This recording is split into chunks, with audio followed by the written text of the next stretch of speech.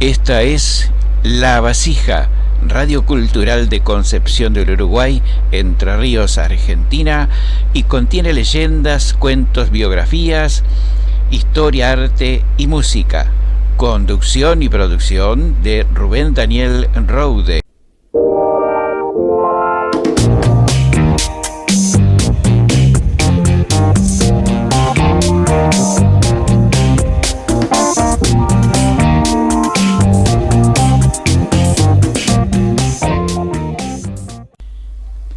Hola, ¿cómo estás? Gracias por estar nuevamente aquí en este encuentro que vamos a compartir y en esta nueva época, en esta nueva modalidad de vivir en esta pandemia. Para hoy tengo que contarte muchas cosas, unos datos interesantísimos sobre las abejas. Unos datos que son increíbles de estos insectos que tanto bien nos hacen a nosotros y también a la naturaleza con su polinización. Si no existieran las abejas, no existiría el alimento que nosotros tanto necesitamos. También voy a contarte sobre algo extraño. Mujeres que fueron usadas como botellas de agua caliente. Bueno. También algo histórico, como fue el primer auto argentino, cuando lo crearon, quién lo creó, en dónde, es un dato interesante que pertenece a nuestra historia fabril. Y también algo que siempre se buscó, sobre todo las damas, que fue el rejuvenecimiento, pero de una manera bastante particular que se intentó allá por la Edad Media. Y vamos a escuchar también un poquito de música con Bukeye Bonsai, el tema así se llama, interpretado por Vance in Japan. Así que espero que este programa también te guste.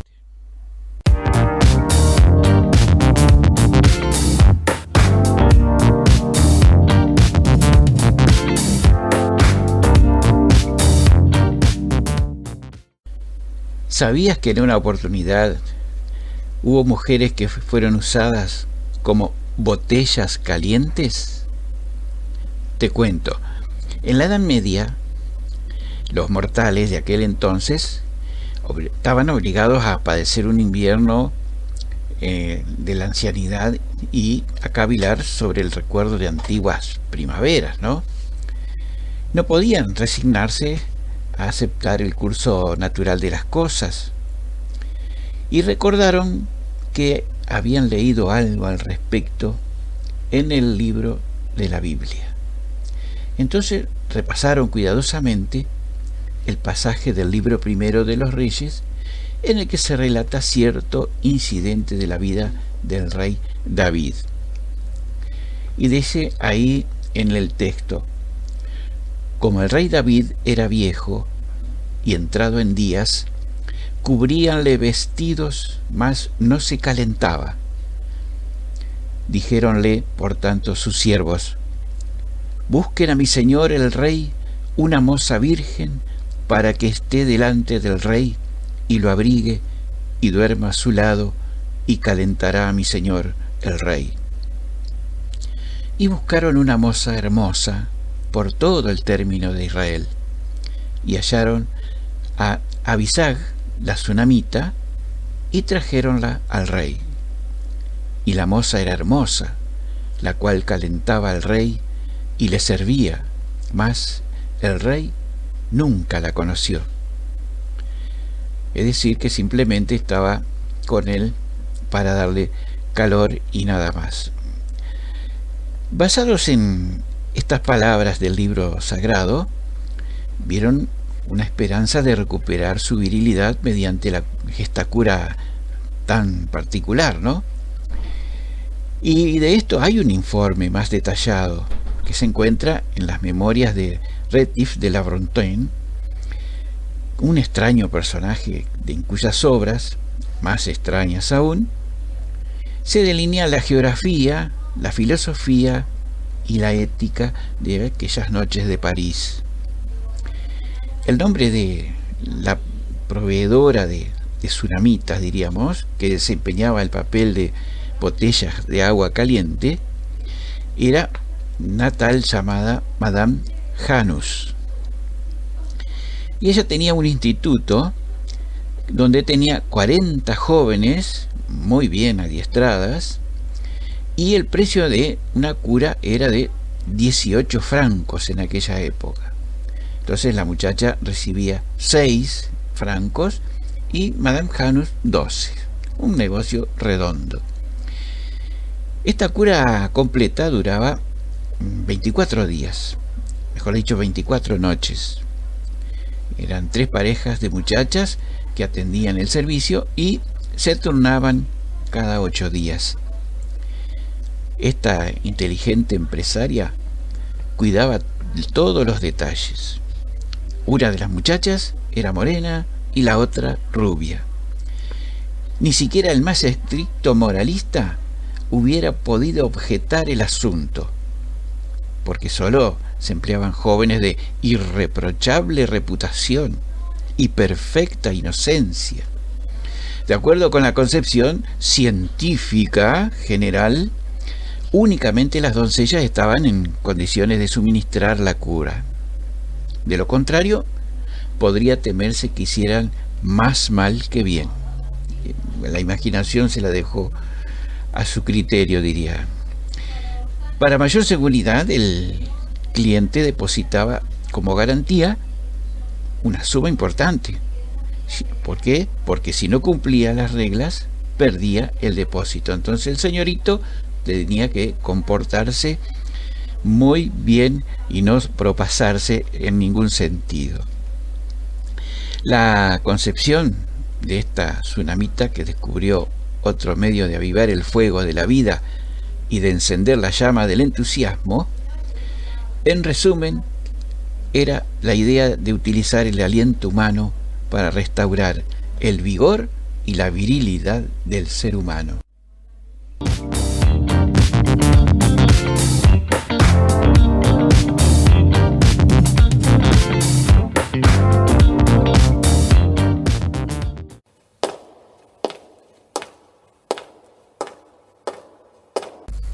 Quien a su paso deja basura, deja la huella de su cultura.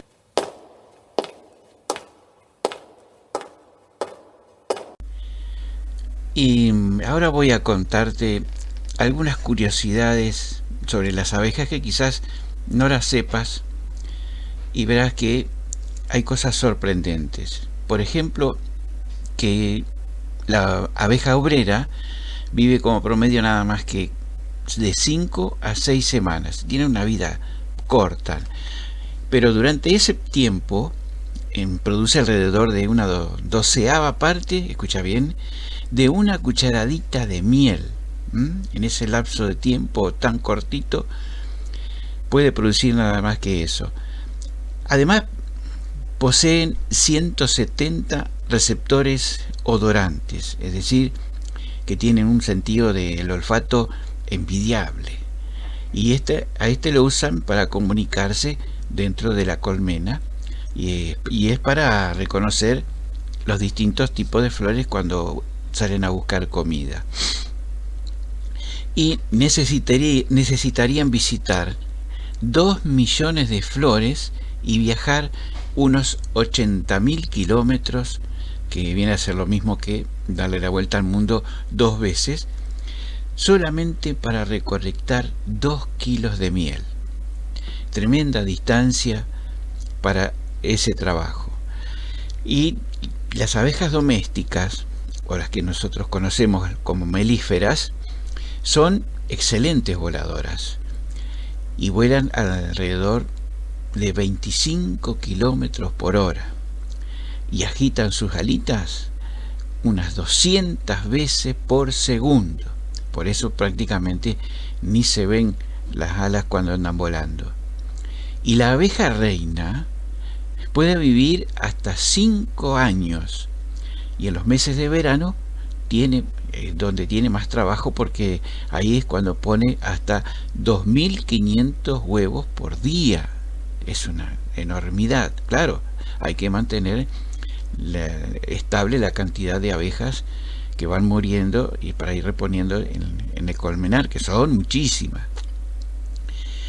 Pero si esta abeja, la reina, muere, las obreras tienen que crear otra nueva, y para eso van a escoger una larva que sea joven, de entre todas las recién nacidas, y a esa la alimentan con un alimento especial que nosotros le llamamos jalea real. O sea, específicamente para eso fabrican la jalea real las abejas. Y por supuesto, eso es lo que le da fertilidad para que pueda poner tanta cantidad de huevos. Y tienen una particularidad muy especial. Usan el sol como brújula para orientarse. ¿Y qué pasa cuando está nublado?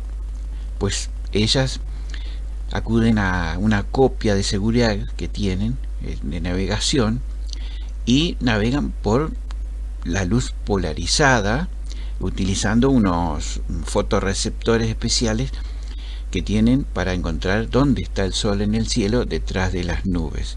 Es un sistema que es algo increíble, ¿no?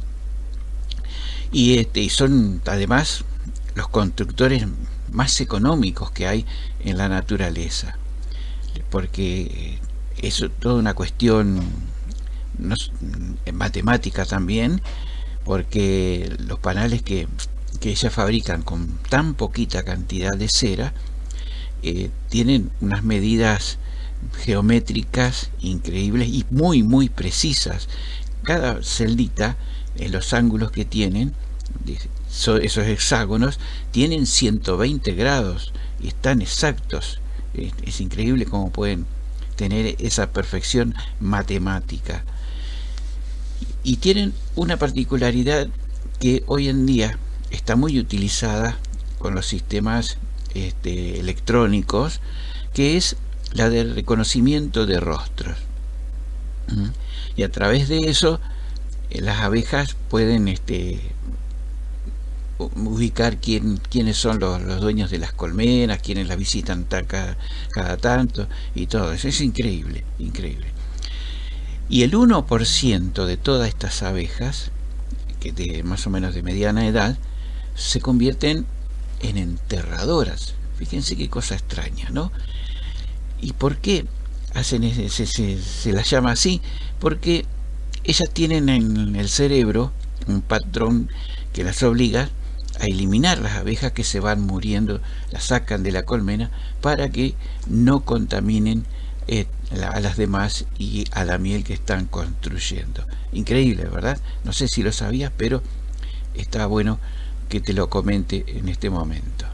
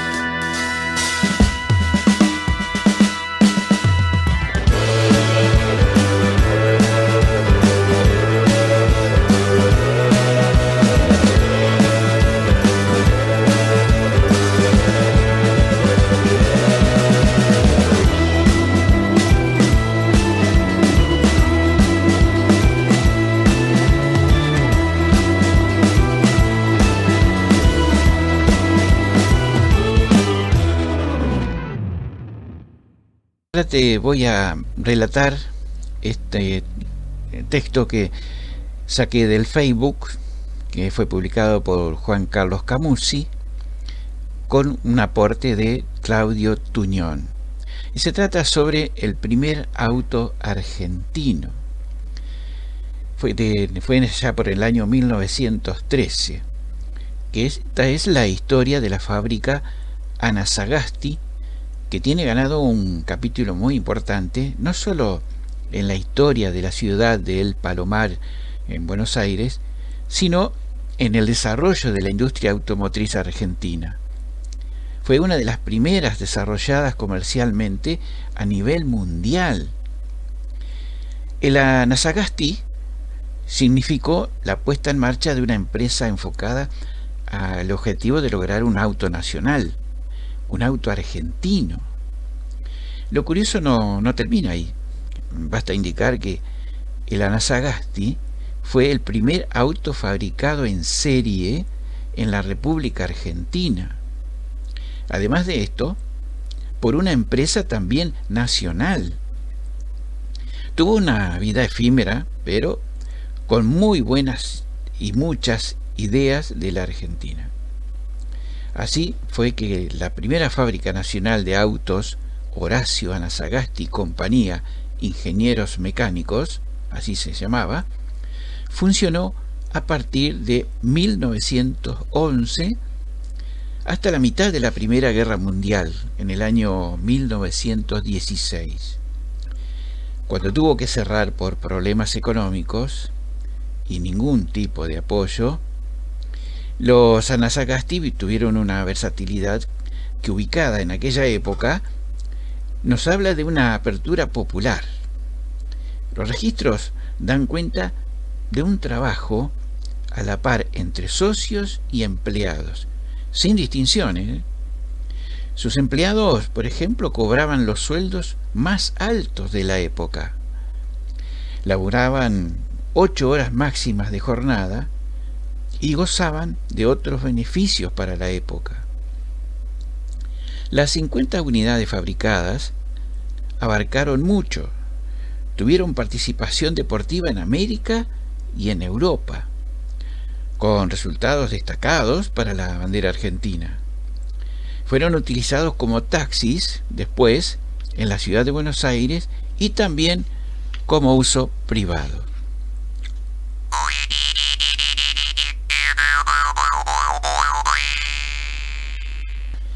Uno de esos vehículos, por ejemplo, prestó servicio como apoyo logístico en el campo de vuelo del Palomar. Y en él se transportaba el personal de despegue y los materiales necesarios para realizar los vuelos. Llegó a instalársele una toma de fuerza para hacer girar la hélice y encender el motor. Es decir, los aviones en aquella época había que darle, como quien dice, manija, haciendo girar la hélice para que arranque el motor. Y de esta manera evitaban los accidentes que sufría el personal de servicio por hacerlo arrancar a mano, es decir, 2x3 las paletas le agarraban las manos a los pobres mecánicos y lastimándolos seriamente. Entonces, con esta adaptación que le hacían al auto para que nadie se arrimara, se terminaron con esos accidentes tan fatales. La historia documental cuenta que Horacio Anasagasti era miembro fundador del Aeroclub Argentino. A ellos y a la Compañía Aérea Argentina, el Estado argentino les encomendó la tarea de desarrollar la aviación ahí mismo, en el Palomar inclusive, para presentar ante la comunidad un país desarrollado. Eso fue en vísperas de los festejos del centenario de 1910. Fue así que el ingeniero Horacio Anasagasti donó una unidad un tiempo más tarde, ya instalada la Escuela de Aviación, donde además era docente de la materia construcción y manejo de motores. Así que el ingeniero les regaló un avión para que hicieran las prácticas en dicha escuela. Suponemos que uno de los objetivos fue darle difusión comercial a su vehículo de origen nacional, pero en un lugar donde las visitas internacionales eran muy cotidianas, siempre venía gente de otros países a conocerla. También pudo ser su intención darle una herramienta estratégica para la tarea de pista a una escuela pública estatal, demorada por la burocracia e inmersa en un mundo que mostraba cambios febriles y un mundo que no espera. Pero sin dudas, la presencia de este vehículo en la escuela de aviación significó un contexto pedagógico que demostraba un país con capacidades de desarrollo soberano. Él puso la impronta de la identidad nacional a la tarea heroica que debían desarrollar esos arriesgados pioneros, hombres y mujeres, los locos del aire, como se los denominaba, o sea, peyorativamente le decían los locos del aire, aunque en su interior, libre y audaz, portaban el pálpito de gozar del privilegio de los valientes.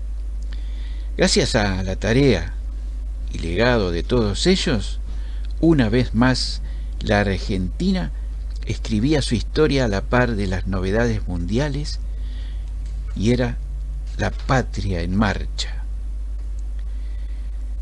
Muchas gracias a los que hicieron posible que conozcamos esta importante historia que hoy te relaté.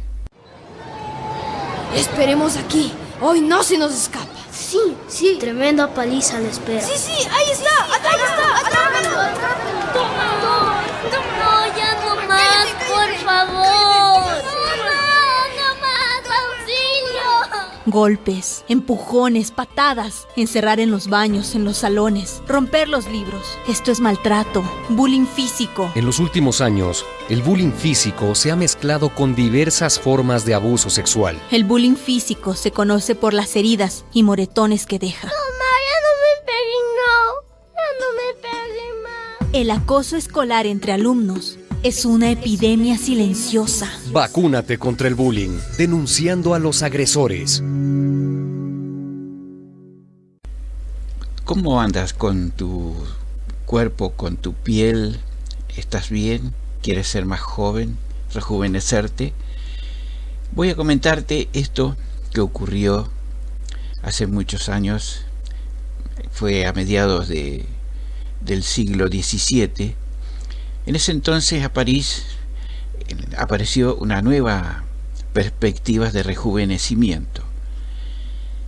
¿Y por qué buscar la fuente de la eterna juventud en un lugar lejano, decían, cuando se hallaba aquí mismo, al alcance de sus manos? La sangre, ese fluido vital, estaba presente por todos lados y circulaba por las venas de los jóvenes.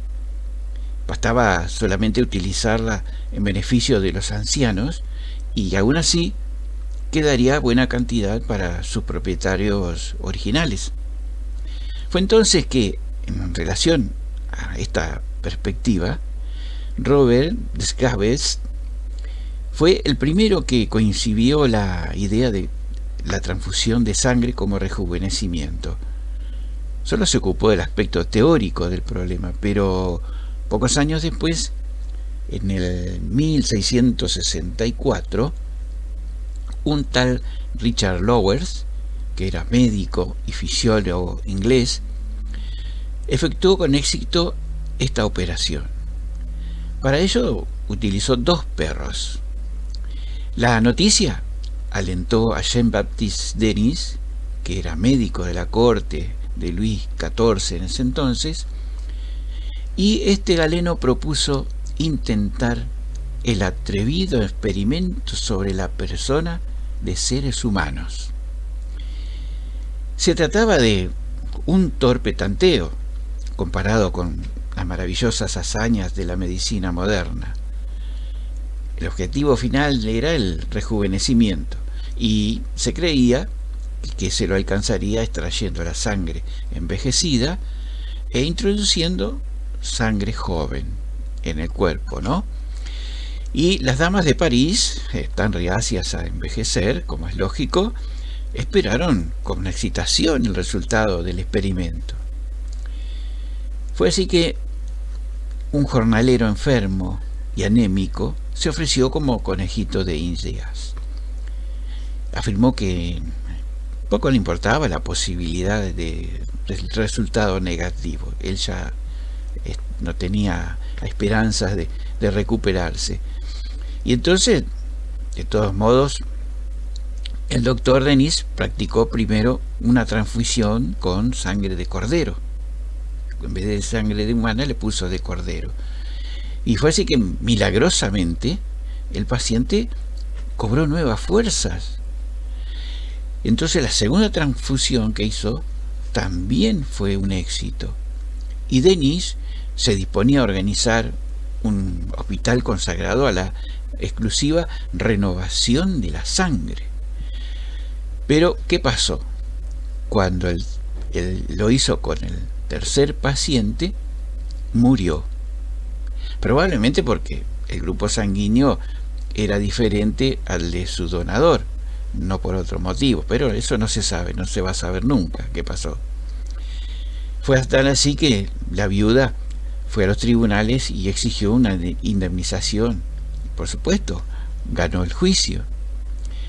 Entonces el fallo de los jueces fue el de prohibir nuevos experimentos del mismo tipo, y lo mismo que tantos otros casos, aquí se acabó otra de las ilusiones de la humanidad de rejuvenecimiento. Aunque hoy en día ciertas famosas mediáticas pregonan algo parecido, las bondades a las que llaman la ortomolecular.